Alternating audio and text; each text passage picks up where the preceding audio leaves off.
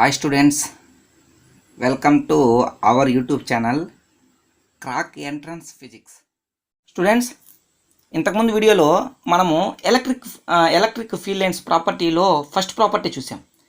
ఇప్పుడు second property చూద్దాం. First property clear కదా, ఏమి ఇబ్బంది ఏం లేదు కదా.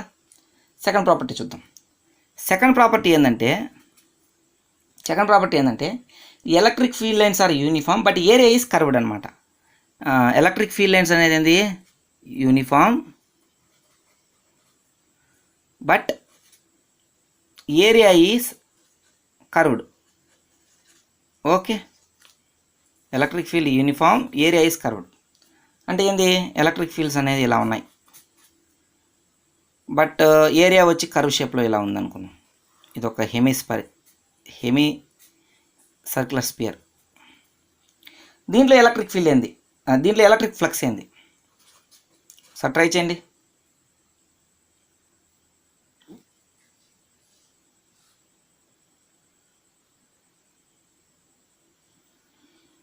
ఓకే, మీరందరూ ట్రై చేశారని అనుకుంటాను. మనం ఈ ఫ్లక్స్ అనేది గాస్లా వచ్చినప్పుడు బాగా ఫీల్ అవుతాము, బాగా చేస్తాం కూడా, ఎక్కువ బిట్లు కూడా చేయగలుగుతాము. ప్రస్తుతానికి ఈ ప్రాపర్టీస్లో బాగా కొంచెం క్లారిటీగా తెలిసేసుకోండి. ఇక్కడ నేను ఓన్లీ కర్వ్డ్ సర్ఫేస్కి మాత్రమే ఎలక్ట్రిక్ ఫీల్డ్ మిమ్మల్ని ఎలక్ట్రిక్ ఫ్లక్స్ అడిగాను అనుకోండి. అప్పుడు ఈ కర్వ్డ్ సర్ఫేస్కి ఎలక్ట్రిక్ ఫ్లక్స్ అనేది ఏంటంటే, ఈ కర్వ్డ్ సర్ఫేస్కి ఎలక్ట్రిక్ ఫ్లక్స్ ఏమవుతుందంటే phi of curved surface is equal to phi of flat surface అనమాట. ఎక్కడొచ్చినా సరే ఇటువంటి సర్కిల్ ఇచ్చేసి ఎలక్ట్రిక్ ఫీల్డ్ లైన్స్ ఎట్లా ఉంటాయి, మనం ఈ కర్వ్డ్లో కనుక్కొని అని అడిగాడు అనుకోండి. Electric flux flat surface is equal to electric flux curved surface అనమాట. ఈ ఫ్లాట్ అయితే మనం ఈజీగా కనుక్కోవచ్చా. సపోజ్ రేడియస్ ఆర్ అనుకుందాం, మామూలుగా ఫ్లక్స్ ఈజ్ ఈక్వల్ టు ఏంది, ఈ ఇంటూ ఏ, ఎలక్ట్రిక్ ఫీల్డ్ ఈ అనుకుందాం. ఈ ఇంటూ ఏరియా ఏమవుతుంది దీనికి, పై ఆర్ స్క్వేర్. అంతే, కర్వ్డ్కి కూడా అంతే, పై ఆర్ స్క్వేర్. ఓకేనా. ఇప్పుడు టోటల్ ఫ్లక్స్ కావాలి. ఇంపార్టెంట్ పాయింట్ చెప్తున్నాను, very very very very important point. ఈ పాయింట్ కూడా important. Electric field lines entering and outering, then total electric flux is equals to 0. ఒకవేళ ఎలక్ట్రిక్ ఫీల్డ్ లైన్స్ అనేది ఒక ఏరియాలోకి ఎంటర్ అయ్యి అలాగే లీవ్ అవుతున్నాయంటే అక్కడ ఫ్లక్స్ ఎంత, 0. అంటే కర్వ్డ్ సర్ఫేస్లో. క్లారిటీనా.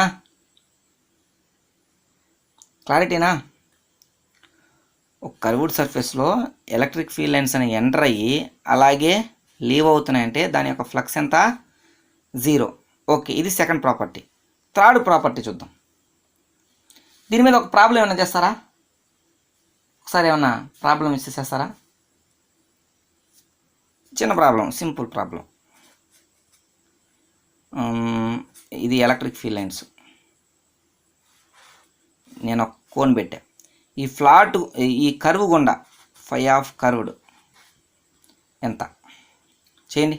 ఒకసారి కామెంట్లో పెట్టాలి మీరంతా. దీనికి ఆన్సర్ ఏందని కామెంట్లో పెట్టండి. నేను ఇప్పుడు దీన్ని చేయను, కామెంట్లో పెట్టాను. ఇంకో క్వశ్చన్ కూడా ఇస్తా చేయండి. దీంట్లో సపోజు సింపుల్ క్వశ్చన్స్, పెద్ద కష్టమేం కాదు, సింపుల్ క్వశ్చన్స్. ఇది హాఫ్ సిలిండర్ అనమాట. హాఫ్ సిలిండర్ని మనం ఎలక్ట్రిక్ ఫీల్డ్ లైన్స్లో పెట్టాం, యూనిఫామ్ ఎలక్ట్రిక్ ఫీల్డ్ లైన్స్లో పెట్టాం. అయితే ఫై ఆఫ్ కర్వ్డ్ ఎంత, ఇది కూడా కామెంట్లో చేయాలి. ఇది ఫస్ట్ క్వశ్చన్, ఇది సెకండ్ క్వశ్చన్. మీరు చేస్తారని అనుకుంటున్నాను. ఓకే. థర్డ్ ప్రాపర్టీ ఏంది, ఎలక్ట్రిక్ ఫీల్డ్ వచ్చి నాన్ యూనిఫామ్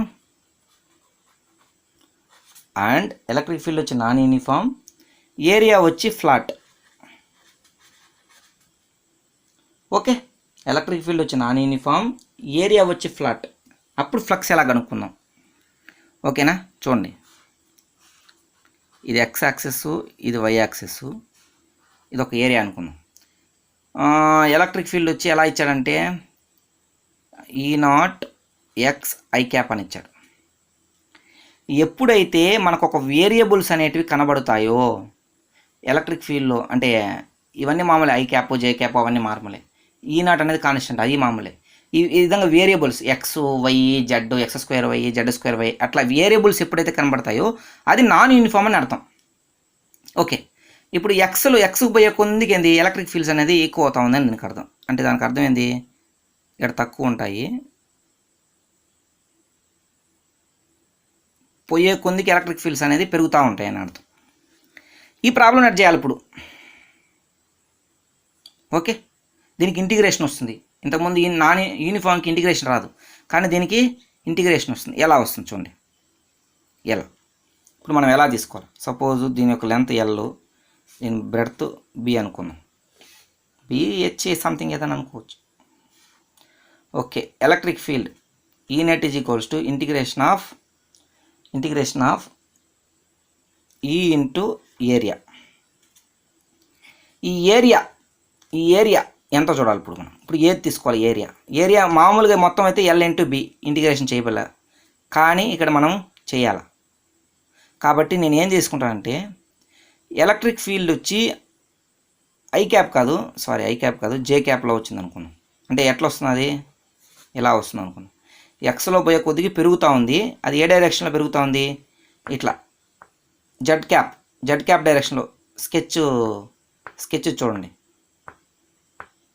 ఇలా వస్తూ ఉందన్నమాట. డాట్ సింబల్ అంటే పైకి రావడం. ఈ మళ్ళీ మనకు మ్యాగ్నెటోస్టాటిక్స్లో వస్తాయి, పైకి రావడం.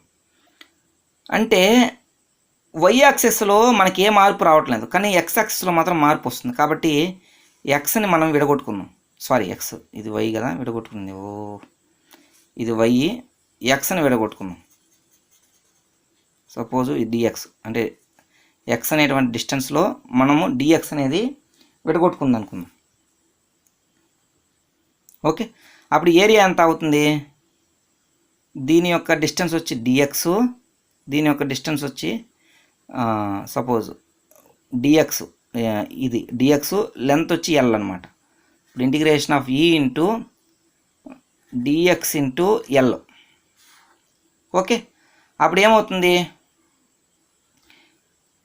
ఇంటిగ్రేషన్ లిమిట్స్ కూడా పెట్టేద్దాం. లిమిట్స్ ఎక్కడి నుంచి ఎక్కడ వరకు, ఇక్కడ నుంచి కదా స్టార్ట్ అయ్యేది, 0 నుంచి ఇక్కడ వరకు స్టార్ట్ అవుతుంది. అంటే 0 నుంచి బి మొత్తం డిస్టెన్స్, 0 నుంచి బి. ఈ అంటే ఎంత వాడిచ్చింది మనకు, E0 ఇంటూ ఎక్స్, ఇంకేముంది ఇక్కడ డిఎక్స్ ఇంటూ ఎల్. ఇక్కడ చూడు E0 ఎల్ అనేది కాన్స్టెంట్, బయటికి తీసేద్దాం.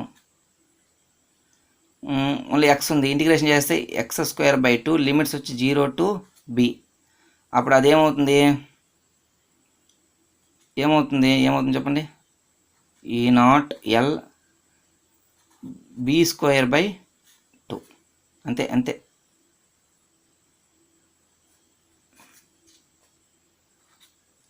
E0 L b²/2, E0 L b²/2. అంతే, సింపుల్. క్లారిటీనా? మీకు ఒక హోంవర్క్ లెక్కిస్తాను, మీరు ట్రై చేయండి దీనికి సంబంధించి. ఇది క్వశ్చన్ నెంబర్ 3 అనుకుందాం. క్వశ్చన్ నెంబర్ 3 ఏంటంటే, ఇది ఒక సర్కిల్, దాని యొక్క రేడియస్ వచ్చి r. ఓకే, దీని యొక్క ఎలక్ట్రిక్ ఫీల్డ్ అనేది ఎలా ఉంటుందంటే, electric field E is equals to E0 r into K cap. ఇది కూడా కే క్యాప్లోనే ఉంటుంది. అయితే ఫ్లక్స్ మనం ఐడెంటిఫై చేయాలి. ట్రై చేయండి, ఒకసారి ట్రై చేసి కామెంట్లో చేయండి. మీరందరూ చేస్తారని అనుకుంటున్నాను. ఏమిలే, ఒక ట్రిక్ ఇస్తాను చూడండి.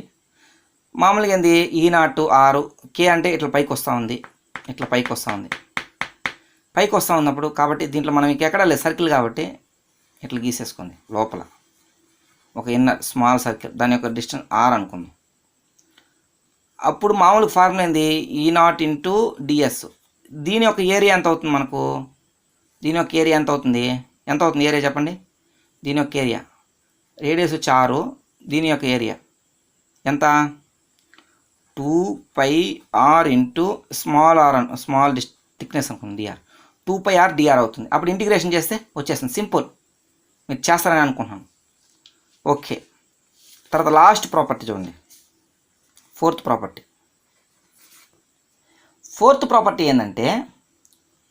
ప్రాపర్టీ ఏంటంటే ఎలక్ట్రిక్ ఫీల్డ్ లైన్స్ అనేటివి నాన్ యూనిఫాము, అలాగే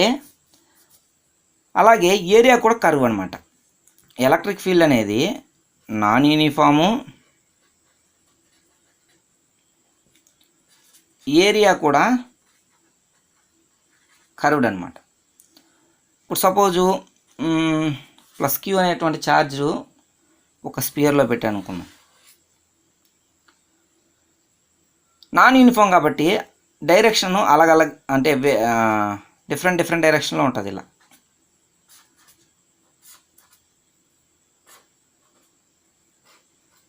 ఇలా డిఫరెంట్ డైరెక్షన్లో ఉంటుంది. దీని యొక్క ఏరియా కూడా ఎలా ఉంటుంది, ఇలానే ఉంటుంది.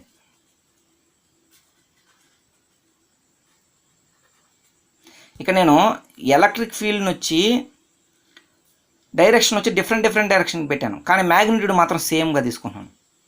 సేమ్ మ్యాగ్నిట్యూడ్ ఇలా అయిందనమాట. అయితే ఇక్కడ ఫ్లక్స్ ఏంది? సింపుల్ క్వశ్చన్ చేద్దాం ఒకసారి. Simple question. మామూలుగా మనకు flux is equal to formula integration of ఈ డాట్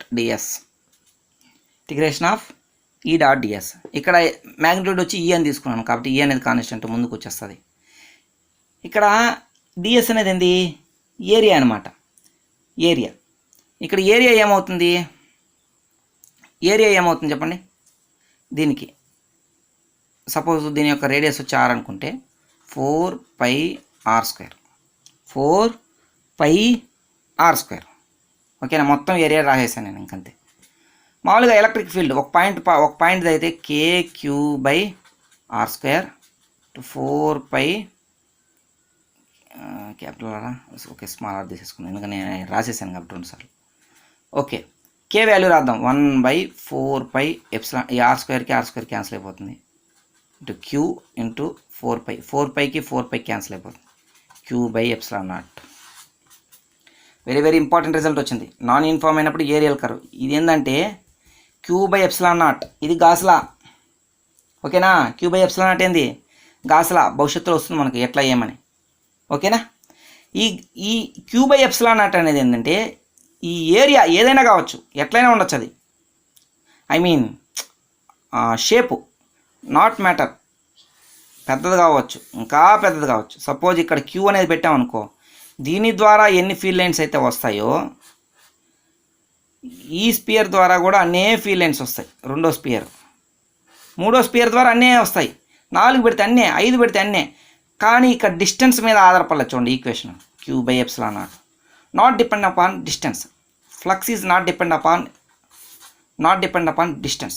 ఎన్నో ప్రాబ్లమ్స్ చేస్తాం మనం క్లోజ్డ్ లూప్లో. ఎలక్ట్రిక్ ఫ్లక్స్ Q/ε ఎన్నో ప్రాబ్లమ్స్ భవిష్యత్తులో చేస్తాం. ఇది గాస్లా. ఓకేనా? క్లారిటీనా? ఓకే, ఒక చిన్న ప్రాబ్లం చూడండి.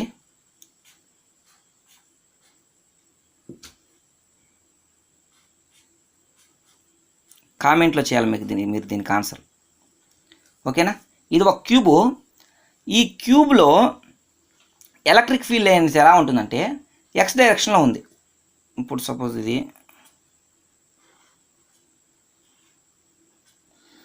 ఇది ఎక్స్, ఇది వై, ఇది జెడ్ ఇలా ఉంది. మనకు ఎలక్ట్రిక్ ఫీల్డ్ లైన్స్ అనేది ఎలక్ట్రిక్ ఫీల్డ్ వచ్చి XI డైరెక్షన్లో ఉంది. XI డైరెక్షన్లో ఉంది. అయితే మీరేం కనుక్కోవాలంటే φ కనుక్కోవాలి. ఈ క్యూబ్ ద్వారా పోయేటువంటి ఫ్లక్స్ ఎంతో కనుక్కోవాలి. ట్రై చేయండి. Big problem. ట్రై చేయండి. ఏం లే, ఒక్కొక్కటి ఫ్లాట్ తీసుకొని చేయాలా. ఈ ఫ్లాట్ తీసుకొని చేయండి, ఈ ఫ్లాట్ తీసుకొని చేయండి, ఈ ఫ్లాట్ తీసుకొని చేయండి, వెనకాల ఫ్లాటు, కింద ఫ్లాటు, ఈ పక్క ఫ్లాట్. నేను ఫస్ట్లో చెప్పాను కదా, ఫ్లాట్ ఎలక్ట్రిక్ ఫీల్డ్ డైరెక్షన్ ఉంటే ఈ ఏరియా ఇంటూ కాస్ట్ θ ఆ ఫార్ములాను ఉపయోగించి ట్రై చేయండి. ఓకేనా? ఎక్స్ అనేది ఏంటంటే డిస్టెన్స్ అనమాట. సపోజ్ ఈ క్యూబ్ యొక్క లెంత్ ఎంత అనుకున్నాం? ఏ అనుకున్నాం. Cube length A. ఓకే, ఈ క్యూబ్ లెంత్ వచ్చి ఏ. ఎక్స్ డైరెక్షన్లో ఎలక్ట్రిక్ ఫీల్డ్ అనమాట. అంటే ఎక్స్ వైపు పోయే కొద్దికి ఎలక్ట్రిక్ ఫీల్డ్ లైన్స్ అనేది ఏంది? ఈ క్యూబ్లో ఫస్ట్ స్టార్టింగ్లో తక్కువ ఉంటుంది. అదే ఎక్స్కు దగ్గరికి పోయే కొద్దికి థిక్నెస్ అనేది పెరిగిపోతుంది అనమాట. ఫీల్డ్ అండ్ ఎలక్ట్రిక్ లైన్స్ అనేది ఎక్కువైపోతాయి అనమాట. అది దీనికి అర్థం. ఓకే, ట్రై చేయండి. ఓకేనా, క్లారిటీనా? Thank you students, thank you very much, thank you.